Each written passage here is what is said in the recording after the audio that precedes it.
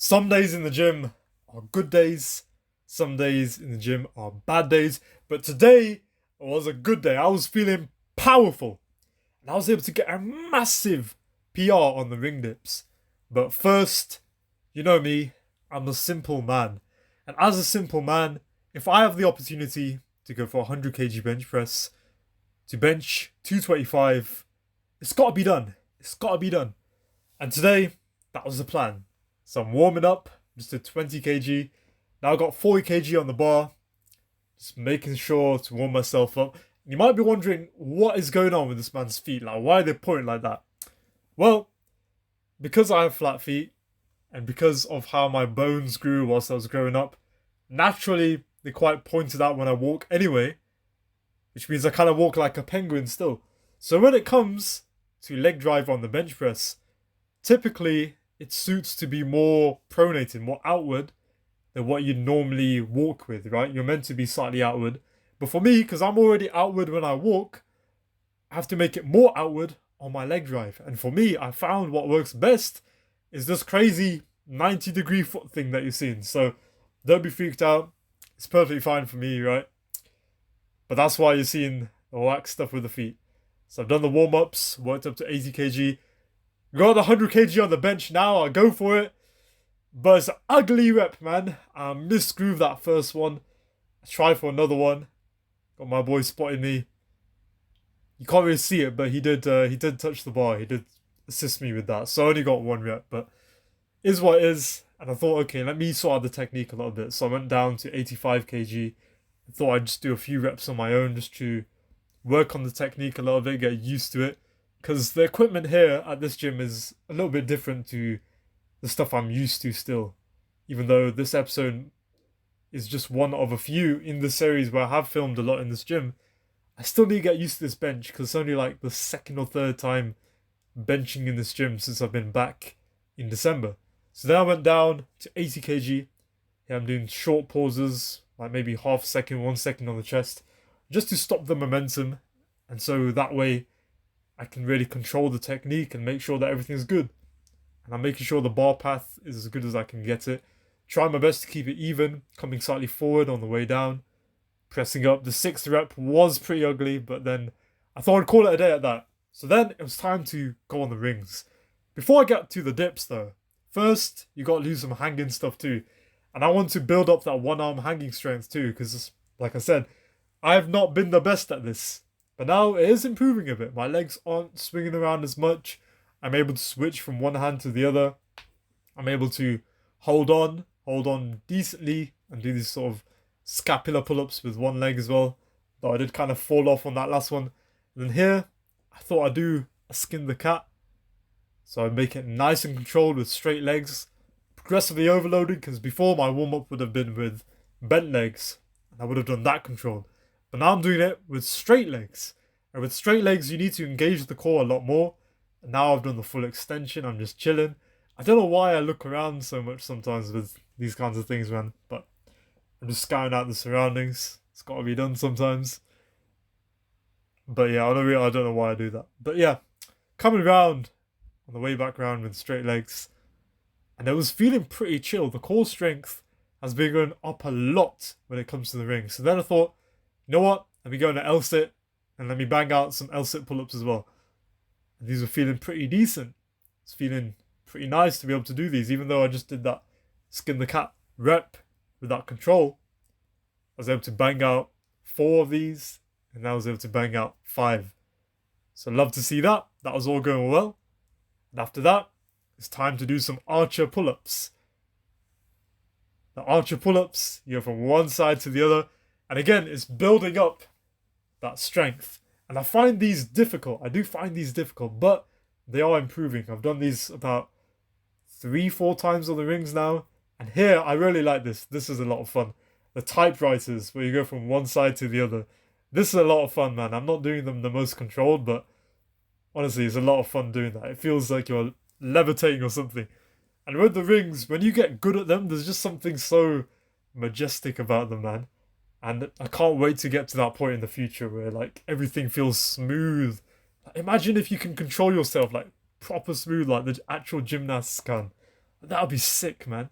So here again, I'm doing another set of the skin the cats, but this time instead of doing them controlled, I'm just doing decent reps of them, controlling it a little bit, but not trying to control it. Just making sure I keep myself stable throughout the range of motion, trying to keep my legs straight as well. I do realize that at the start of these reps, I am pulling myself up a bit, which does help, but it might cheat a little bit using a bit of momentum. So I might try to work on that and just keep the arms straight from the whole range of motion. But it was feeling good, man. And after what I'd already been able to do, it's a lot of progress compared to the past. Before, my forearms would have been way too dead to even attempt this. But now, 5 reps of this, love to see it. Then it was time to go on to the dips. So here I'm just doing a support hold, lifting myself up, get my feet together. Again, I don't know why I keep looking around so much. Then I was trying to see how far I could get with the iron cross here. There's not that much space here, so I got like 50% of the way, maybe like halfway there. And then here, just went down into a deep dip position, holding it. Then just started to do a few reps of these, just warming up the dips. At this point, I wasn't sure what I was going to go for. I needed to make up my mind. But then I thought, as the warm-ups started coming, I started to do the warm-ups, they're feeling pretty nice. And when the warm-ups are feeling pretty nice, you know that you got to go for something a bit fun. So because of that, I went for a big PR on the ring dips today. And here I'm doing something called a Bulgarian dip. You know, if something starts with Bulgarian or Hungarian, anything Eastern European, it's gonna be a madness. So you know it's gonna be something a bit crazy. So then I'm doing the next warm-up, 10 kg on the ring dips now. Going nice and deep, trying to control these reps. I do realize that I flare my elbows a bit on the way up sometimes with these, but I think it's not too much of an issue as long as you tuck on the way down. And apparently for some people, you're meant to actually, some people say at least, you're meant to twist around. Like with the Bulgarian dip, you see I twist around. But apparently you're meant to do that with the normal ring dips as well, according to some people. So I might do that in the future, but I wasn't aware of this when I was doing this set, or this session. So now I've got 20 kg, continuing the warm-ups, 20 kg in the past. Even about a month or 2 ago, this would have been a working set, but now it's a nice little warm-up for 3 reps. Put 30 kg on, went for this, made sure to get a nice deep brace. It's all about the stability on the rings, man. The first time you hop on the rings, like you're going to be shaking about. Like unless you have some mad stability from something else, like you are going to be shaky on the rings, bro, the first time you try them. So now I just did a rep of 40 kg, felt decent, and now it's time to go for the PR. 50 kg, I go down, I push, and bam! 50 kg, done it, bro. Love to see it. Then it was time to do a back down set with 30 kg. Here I was just trying to go for some reps. Again, flare my elbows a little bit on the way up, but I think it should be mostly fine. The form is obviously slightly better if you keep your elbows tucked throughout the whole movement. But I find that I can push more efficiently if I do flare the elbows slightly. They're still decently tucked and there's no injury on this either. And I also find that on the ring dips at least, it's much more comfortable on my shoulders. I remember that on the bars, I'd always have to warm up my shoulders a lot beforehand because I used to feel quite a bit of strain on them. But on the rings, I guess because you can rotate the position, it just feels a lot nicer, man. I never get any shoulder pain with that, which is awesome. Because if you go gym, you know that the shoulder pain is painful. It can be a proper annoyance sometimes, you know, that left shoulder pain or whatever. So that was good. Here I'm doing a Larsen press, which is where you keep your legs in front of you. That way you're able to isolate and stabilize a bit more when it comes to the chest and the back to stabilize all of that. So here I'm just doing a warm-up with that for the incline dumbbell press with 22.5 kg in each hand. Nice and easy. Then after that, it's time to do a working set. The hoodie's staying on, 35 kg. We bang it up, it's decent. The first rep is normally the hardest when it comes to this, besides the last one. You start to get into the flow of it, keeping the leg drive there, trying to keep it tight, keep the tension everywhere. Because it's like the bench press, bro. You can see I still have a bit of an arch in the back, And you actually want that. You do want a slight arch in the back, because that way you're able to engage your back better, keep your shoulders in a safer position. You can tuck your elbows better, just like everything feels better, man. So then I go for 5 reps. I do push for it. My boy Abhishek was going to help me out, but I didn't manage to get it, so that was all good. Abhishek, he was doing workout out of sync with me, man. He was doing some other stuff, so even though you'll see him in the background, he's not going to be in the clips themselves today. We're not going to be seeing his workouts today, but that's fine. He's in the previous episodes. He'll be in the next episode of this as well. So yeah, should be good, man. Here I did a second working set with 32.5 kg. Feeling decent. And I make sure to tuck the elbows, make sure I go nice and deep with this. The incline dumbbell press is how I unlocked my ability to pec pop. It's how I was able to get pretty decent at that. So yeah, it's the mind-muscle connection you get by going deep with this. You really develop the upper chest, which I feel is quite important for the mind-muscle connection. A lot of people can neglect the upper chest pretty often. So after that, it's time to do some cable lateral raises. I go nice and light with these, but you pretty much have to go light with these, because if you know what these are like, you can't go too heavy, man. This is a humbling exercise. I have a slight bend in the elbows. I lean into the rep slightly, but I don't use too much momentum. And I go just about to parallel. I control the reps. I'm just vibing through it. If I go a weight heavier than this, the form breaks down a little bit. But at this weight, it's slightly easy, so I just try to control the reps as good as I can. And I get a decent stimulus from it still, so it should be decent. But yeah, the reason I program things like this, when I do the big lifts, the power lifts, the bench at the start, or the squat, or the deadlift, and then I do the rings or some kind of calisthenics, and then I do the bodybuilding movements, like the incline dumbbell press or the lateral raises and stuff like that. I just find that to be the most enjoyable, bro.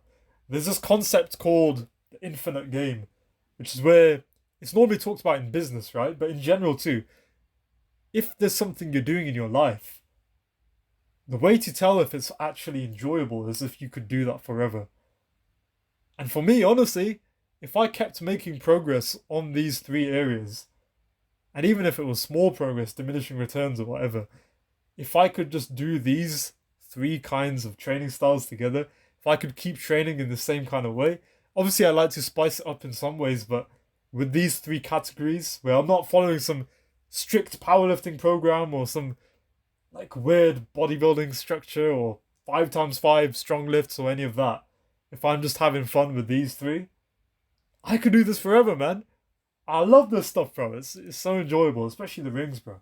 Especially being able to make progress on that. But I enjoy the rest too, man. The 100 kg bench, you love to go for that. The 225 bench, you love to go for that.